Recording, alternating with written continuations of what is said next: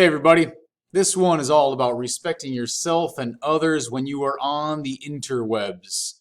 We begin our Project Phoenix journey here with making sure that we can respect ourselves when we are out there on the internet.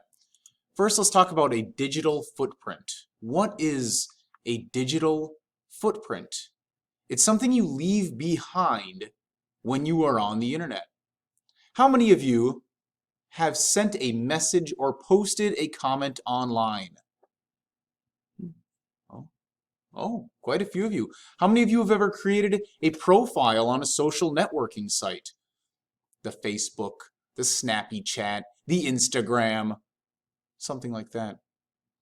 How many of you have used some sort of photo sharing app where you've taken photographs and shared them to the public?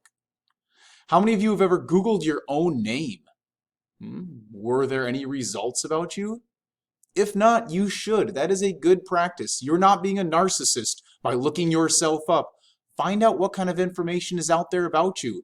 It is good for you to be aware of that. Now, anytime you do something online, you leave a trail, a digital footprint. This is what people will be able to see and know about you, depending on the types of things that you've posted on the internet. I want to show you a short video about your digital footprint. While watching, I would like you to pay attention to the imagery in the video. What might the imagery or the symbols convey or tell you about privacy?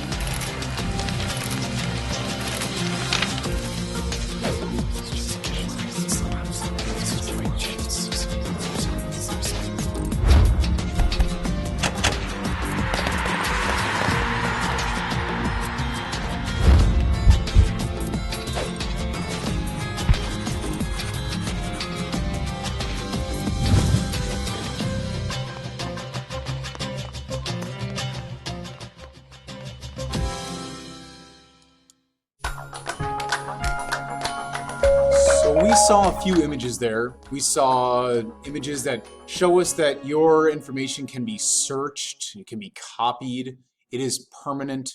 When you put things out there on the internet, they last for a very long time, perhaps even forever. And that digital footprint is going to be left behind long into your future. Now, it is common practice these days for colleges, when they are admitting you to college, to look at your past social media, to look at your digital footprint. Sometimes those colleges or future employers even ask you for the password for your social media accounts. They want to sign in and see what types of things you have said, posted, images you've posted, images you've liked. And if you don't want that, if you don't want them to have your password, you can say no. But if you say no, they can also just say, we'll find somebody else then for the job. We'll admit somebody else into our college. So keep it clean when you're out there on the internet. You don't want your grandma to see something that you wouldn't want her to. There are many things that you might be afraid of having your family members see, and your friends as well. This is kind of my motto. This is what I usually think about when I'm posting things. I treat every conversation I have on the internet as if it were a nationally televised press conference. Is there anything there that I would be afraid of, embarrassed of, that I would want to maybe hide from others? So keep that in mind. So when you're going on the internet, think about, which me should I be? What do I want people to see about me on the internet? I'd like to show you another short video here. And while you're watching, think about this question. Do people ever express parts of their identities online that they might not express offline? I apologize. I'm actually going to show you the video in a little bit. Think about that question, though, for a second. Think about this. Have you ever heard of or seen people who exaggerated something about themselves online? And have you ever heard about people who deceive others by pretending to be someone else while on the internet? Why do you think they did this? Now, sometimes it might be a good idea to hide parts of yourself from the internet. It might be good for you to not share everything. It sometimes might even be helpful for you to be a bit dishonest. For instance, would you want to post your own address, your social security number, your birth date, your family members? Do you want to post that stuff on the internet? No, keep that private. So in a way, you're deceiving. But people often try to hide parts of or deceive others when they're online. Now check this out. This is an Instagram post. A beautiful image. Looks like this person is just sitting in this tranquil, isolated area. But if you pan out, if you zoom out from that image, what you'll actually see is this right here is that ledge. And you can see there are just a line, a row of people waiting to get there. This isn't as special as it might seem on the internet. What about this image? Somebody walking across the Great Wall of China. This Instagram influencer showing off how cool and amazing she is that she gets to go there. Well, that is not really what the Great Wall of China looks like. It is much more like this for the area that tourists are able to visit. Or what about this one, the Taj Mahal in India? Beautiful, gorgeous photograph of this tranquil area. But when you go to the Taj Mahal, it's going to look much more like this. So people often hide the realities to make their life look much more glamorous, and just be aware of that.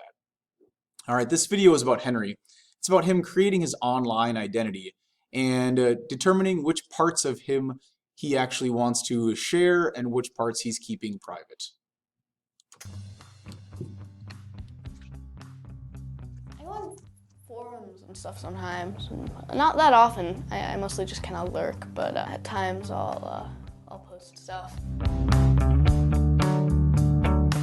I wouldn't say I take on a character, but I wouldn't say I'm totally myself. There's like a music website that I post on. I haven't told anyone I'm 14.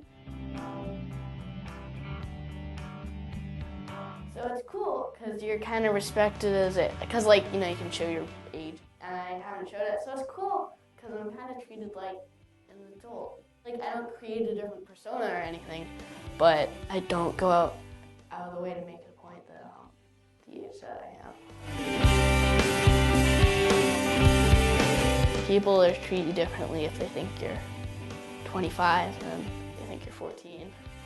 I don't want to make people think I'm an adult, but I didn't want people to judge what I was saying because of my age. When I'm posting online and stuff, I kind of choose my words very carefully to make sure it doesn't sound like something a 14-year-old would say. I like being treated as an intelligent, rational, thinking human being. Not like, go away, you stupid little adolescent crazy person. Random people that didn't know each other were kind of having like an intense discussion about comic books and science fiction. I kind of joined in their conversation, and it was really pretty awesome. They were kind of reluctant to talk at first. But I kind of matched their knowledge, so I think they were kind of impressed. In real life, you kind of have to prove yourself. I was probably 10 years younger than these people, and if a 4-year-old walked into my conversation, I wouldn't pay any attention to them. And I think the internet takes away that element of having to prove yourself to other people.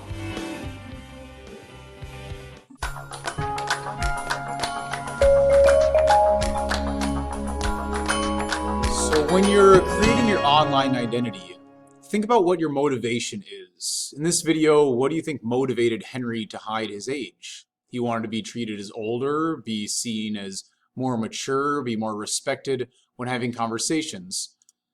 What were the consequences of hiding his age? And some of the consequences were he was treated more maturely. He was treated more as an adult. Did he put himself in any danger by doing this? So when you're creating your online identity, you need to think about what is the motivation for doing it and what is the result or consequences of that. In the next video, we're going to be talking about taking a stand, and we're going to be determining whether this person who has changed their identity online is doing this in a safe way or a dangerous way. Okay, thanks for respecting yourself. R-E-S-P-E-C-T, find out what it means to me.